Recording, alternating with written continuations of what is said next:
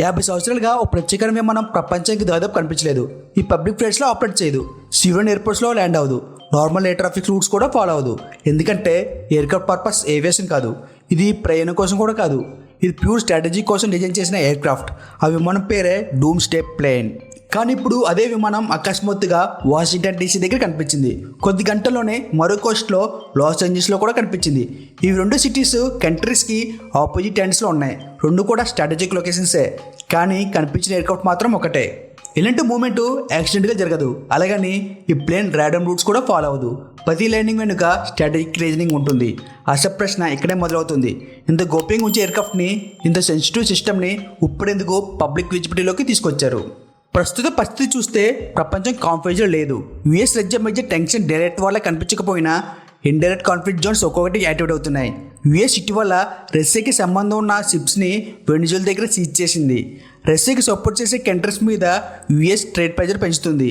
రష్యాకి close అయిన Iran మీద attack చేయడానికి యుఎస్ రెడీగా ఉందన్న సిగ్నల్స్ కూడా బయటికి వస్తున్నాయి. ఇవి ఐసోలేటెడ్ ఇన్సిడెంట్స్ కాదు, ఇవి ఇంటర్ కనెక్టెడ్ ప్రెజర్ పాయింట్స్. ఇలాంటి ఎన్విరాన్మెంట్లో ఎస్కలేషన్ ఎప్పుడు జరుగుతుందో ఎస్టిమేట్ చేయలేం.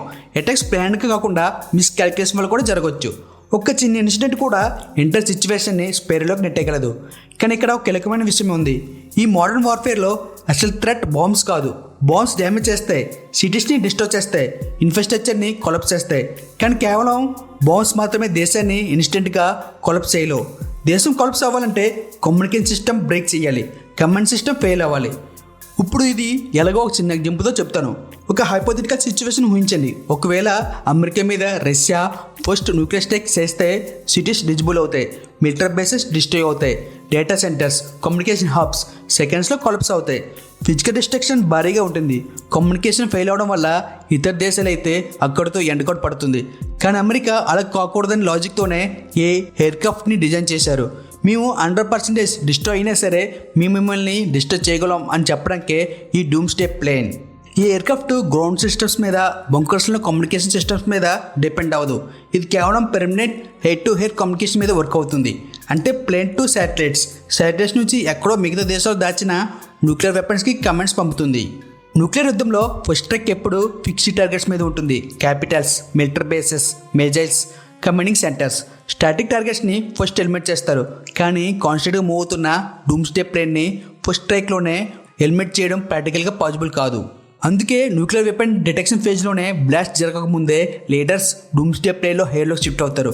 గ్రౌండ్ డిస్ట్రాయ్ అయిన కంట్రీ లీడర్షిప్ ఎలవగానే ఉంటుంది. అందువల్ల కమాండ్స్ ఇంకా పంపగలుగుతారు. ఇక్కడ మనకు కనిపించిన డేంజర్ ఇంకోటి ఉంది. న్యూక్లియర్ ఎక్స్ప్లోషన్లో విజిబుల్ డ్యామేజ్ కంటే డేంజరస్ అయిన threat EMP, electromagnetic pulse.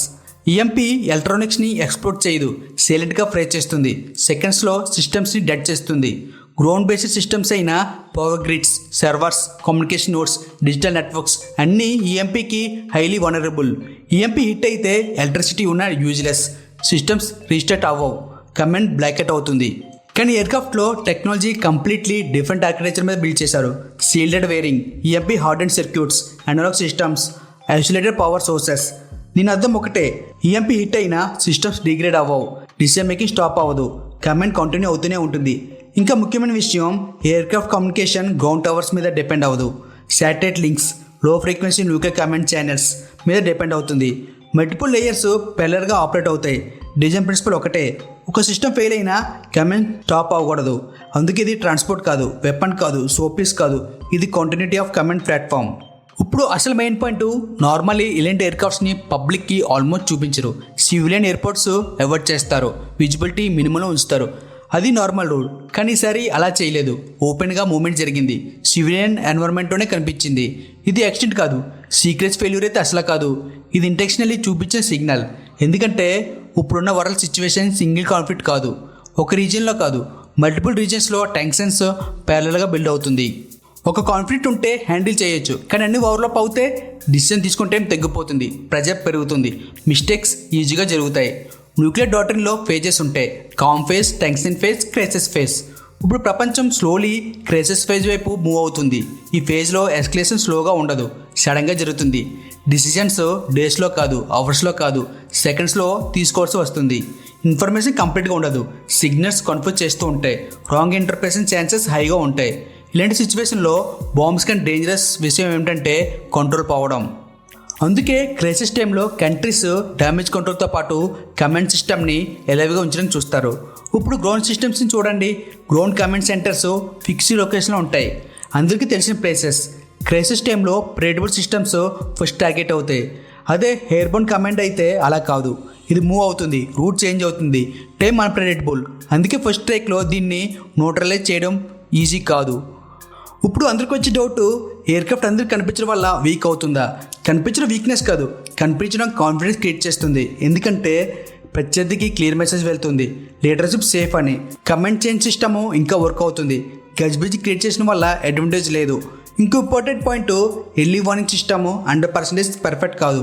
Cyber interface ఉండొచ్చు, శాటిలైట్ గ్లిచెస్ ఉండొచ్చు, ఫాల్స్ అలార్మ్స్ రావచ్చు. ఏంటి మూమెంట్స్లో డిసిజన్ విండో సెకండ్స్లో సింక్ అవుతుంది.